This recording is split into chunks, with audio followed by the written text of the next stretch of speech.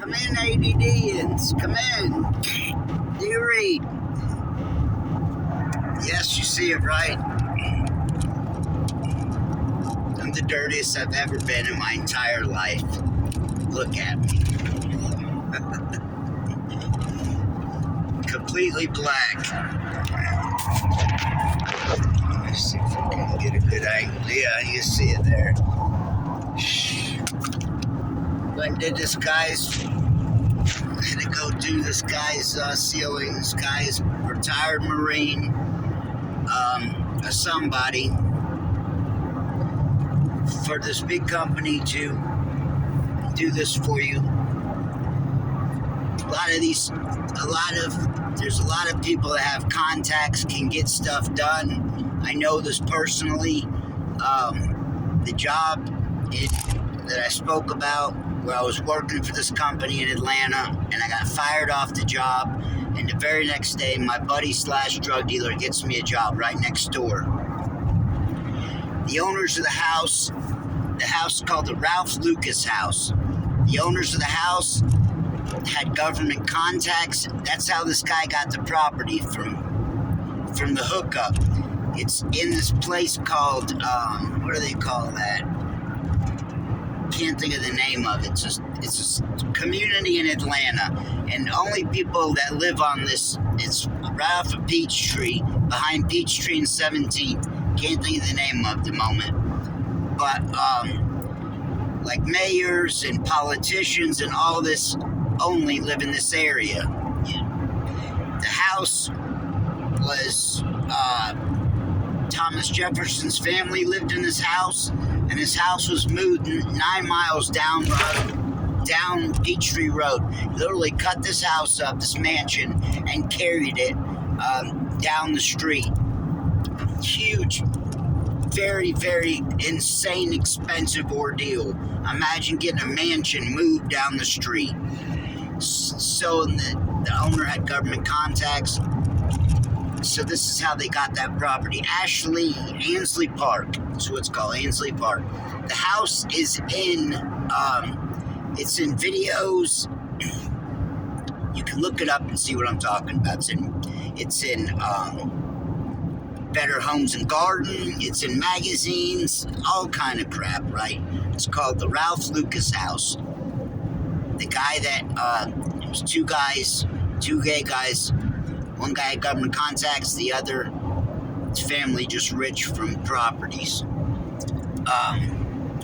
And why I went wrong and messed up, I did a video about this, but I said something about the guy being gay, and he called and asked me to take the video down. So I did a video on the house, the Ralph Lucas house. I got fired off the job right next door and worked there for 6 months in the prime of my addiction. So this guy here is, who I just left, is an ex-Marine, and one of these deals where he could get this done, like last minute.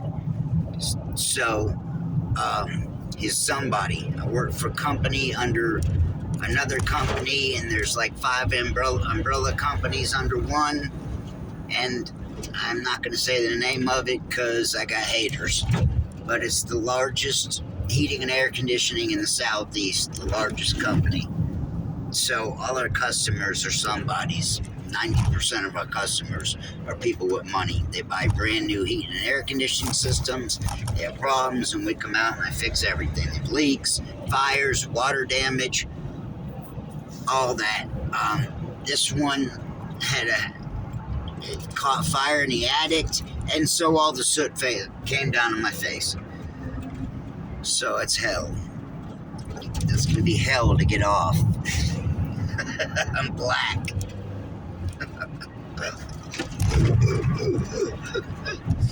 So that's what it do in ADDville. I'm going to get my check. It's Friday. I'm blacker than, what's his name? I'm blacker than, Fab Five Freddy. What's his name?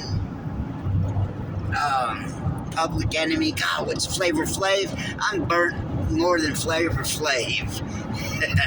I'm burnt to a crisp. Look at this crazy shake. Seeing me good now as we're in the shade. Oh man, what a freaking day. So where we left off last time, I think I was talking about was put back into inpatient after the guy in my class killed himself, blew his head off with a shotgun.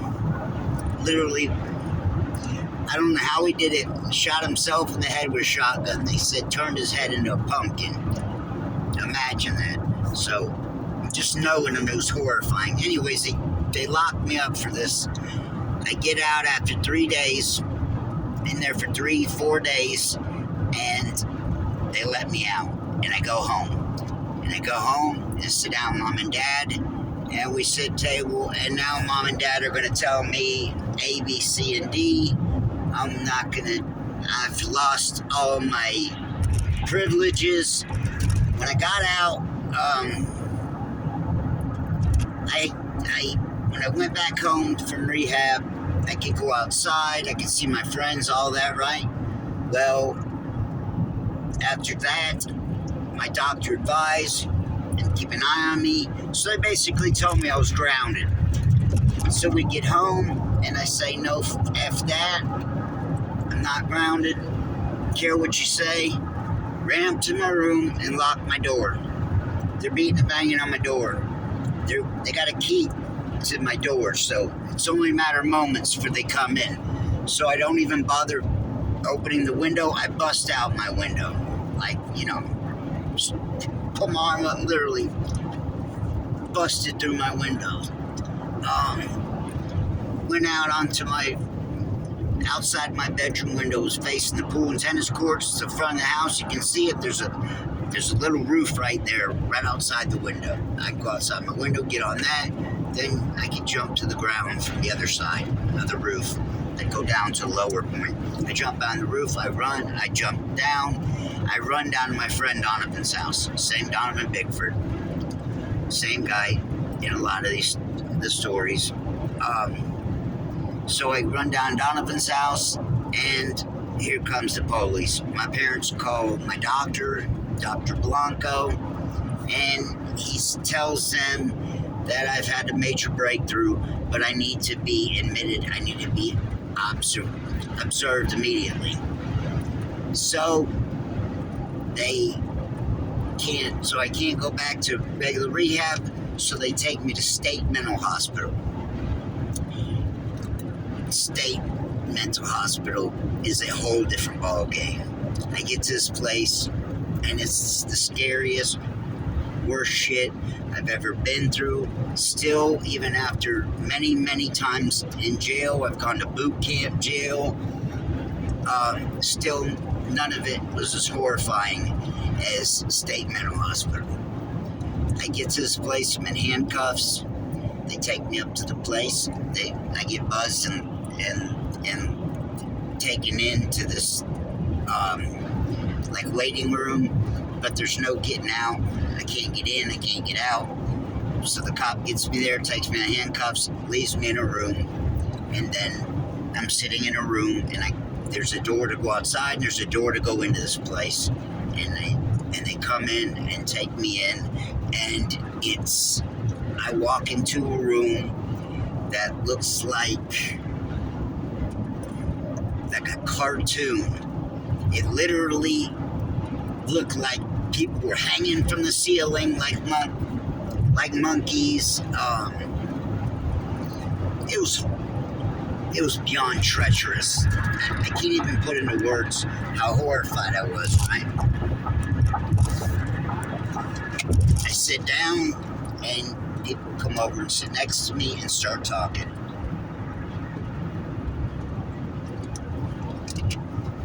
And in the first few days, I've now had sessions with all these people. I've heard their personal stories, why they're there, and I was horrified. Absolutely horrified hearing why the people were there. One guy was there for, mutilation, malice, murder. A kid was in there for. It was two different people were like facing life. They were going to be life, and what they had done, whatever they had done, if they weren't as young as they were, they would have got the death penalty. There was some serious shit in that place. State mental hospital. It doesn't matter that the parents aren't wealthy, so let me get that straight. Blue collar, I guess you'd say. We were comfortable, but I wasn't wealthy by any means. My parents were they're Jews, good with their money.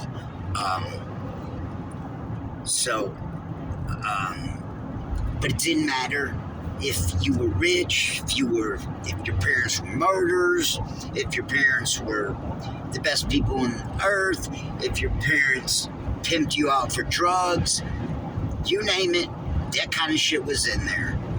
Seen and heard it all. Kids in there for being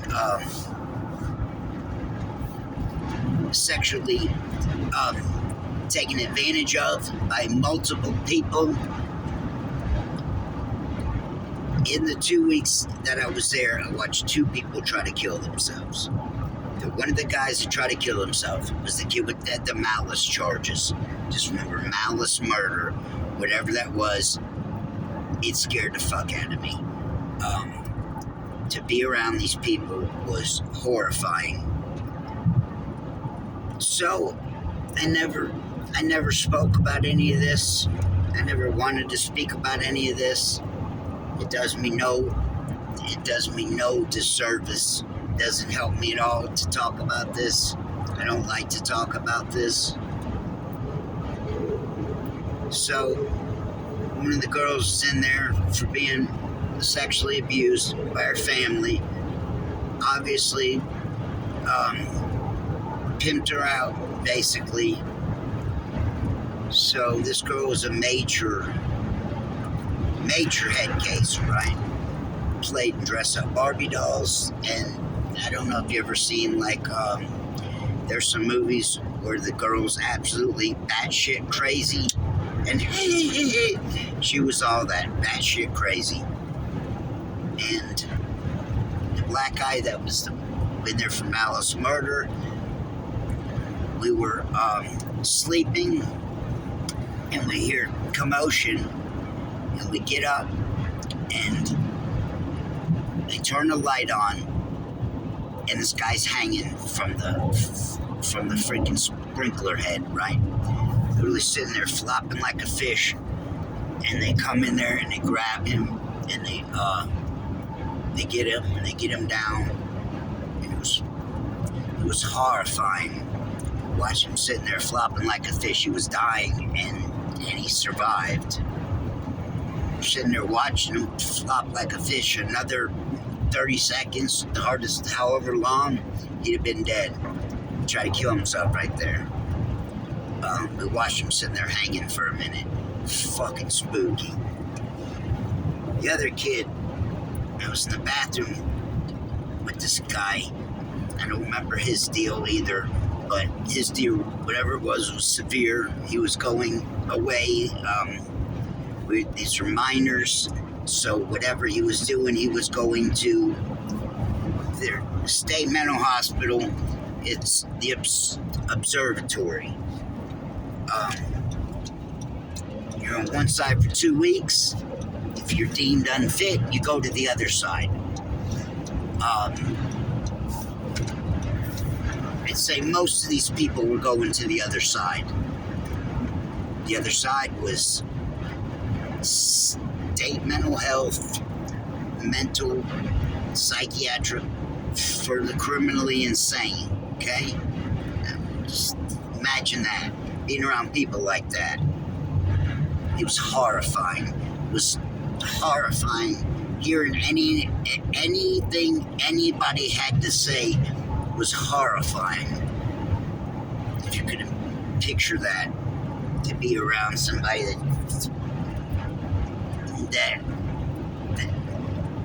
a lot of people in there talked about killing animals and killing things, and in a pleasant, joyful way, sickening. It was sickening to experience and be around people like that. And so there was another tall white guy, long hair, and he was a type, right? Batshit crazy. Whatever he was doing, he was property of the state. Like, I think just about everyone in there was probably property of the state. I don't know how many people go home or don't leave there, but there's a small percentage, okay? I met maybe one or two other people out of 30 that were even close to his, minimalism-y. The majority of them were all batshit crazy. Would all be all deviants, people that kill animals and do sick and demented and devious shit. It set a pathway. At that point, I never learned to trust anybody. I never could trust nobody from then on. I think I was young and impressionable until then, but that 2-week stay, all the time I'd done in rehab, was a cakewalk. It wasn't shit. There was nothing really dangerous or violent about it. Those 2 weeks in that place, every person that was in that place, and batshit crazy, they were all at a 9 and a 10. All of them. The rehab that I'd been in for the 6 months, those guys were batshit crazy on a 5 or 6, like me, 4 or 5. Nowhere even halfway crazy. These people were all the way crazy. So the guy that was state property, I don't know what he did. Whatever he did, it was so bad that he was allowed not to talk about it. He didn't have to share with the group. He could talk if he wanted to or not. He would probably be institutionalized, I would guess, forever. So I'm in the bathroom.